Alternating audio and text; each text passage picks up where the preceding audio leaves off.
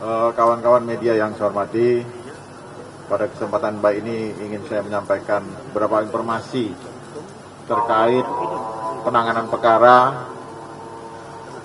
yang belakangan hari ini cukup menjadi perhatian publik.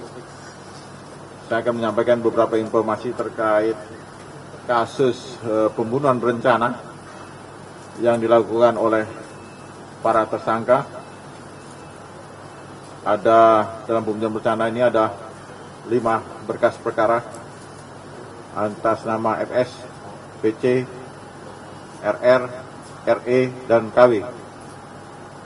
5 tersangka ini setelah kami menerima berkas perkara dari penyidik, beberapa waktu lalu memang kami kembalikan kepada penyidik untuk diperbaiki sesuai dengan petunjuk-petunjuk yang disiapkan oleh jaksa peneliti. Kemudian berkas kemarin itu balik lagi kepada kami.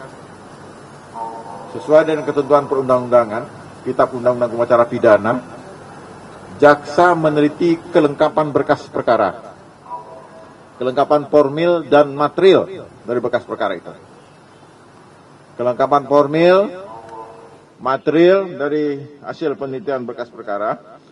Saya baru saja menerima laporan dari Direktur Orang dan Harta Benda bahwa persyaratan formil material telah terpenuhi sebagaimana ditentukan di dalam KUHP pasal 138, 139, pasal 8 ayat 3 huruf B KUHP.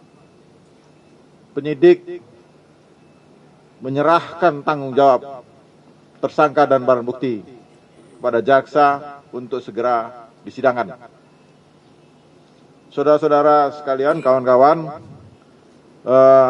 dalam penelitian berkas perkara, kami sesuai dengan ketentuan acara pidana mempunyai waktu untuk meneliti berkas perkara itu 2 minggu. 1 minggu ada sikap. Ini perlu saya sampaikan pada saudara-saudara sekalian bahwa hubungan koordinasi antara penyidik dan penuntut umum, hubungan koordinasi antara Kabar Reskrim dan Janpidum berjalan secara efektif.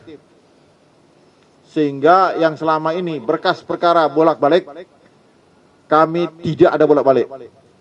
Pemenuhan petunjuk melalui koordinasi dan konsultasi yang dilakukan secara efektif antara penyidik dan jaksa peneliti. Sehingga perkara ini pada hari ini kami nyatakan lengkap untuk kasus pembunuhan berencana.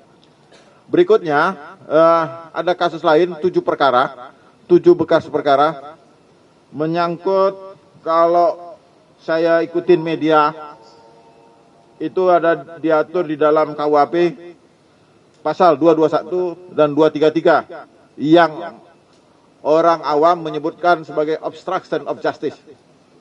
Pasal ini disangkakan, ini perlu saya sampaikan kepada saudara-saudara sekalian, adalah karena menyangkut Undang-Undang IT.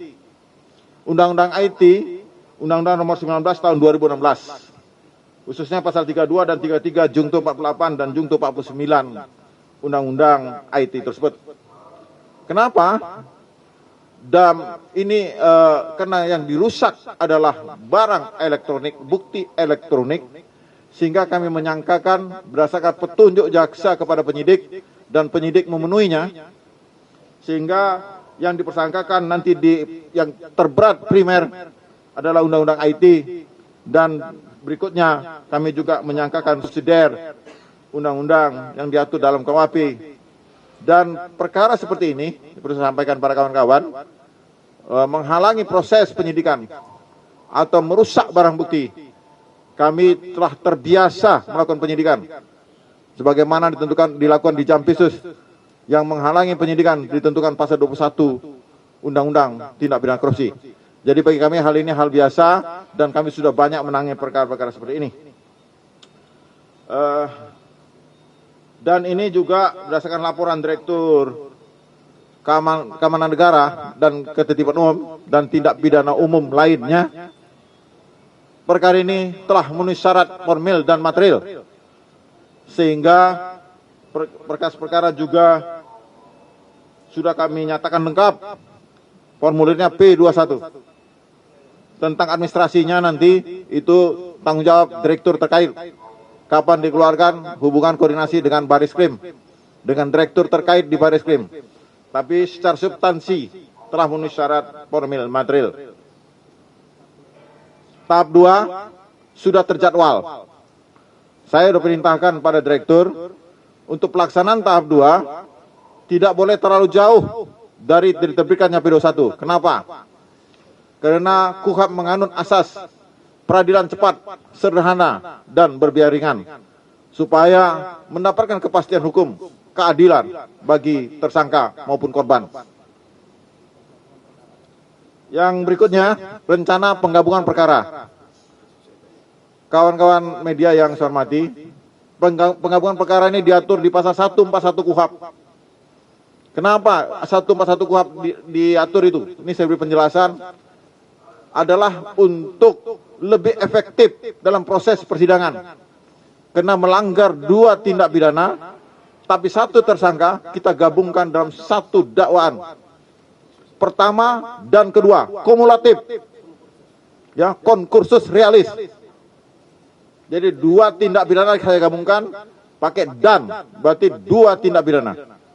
Jadi konkursus, dalam teori hukum pidana disebut konkursus realis. Itu menyangkut 2 perkara yang menarik perhatian masyarakat.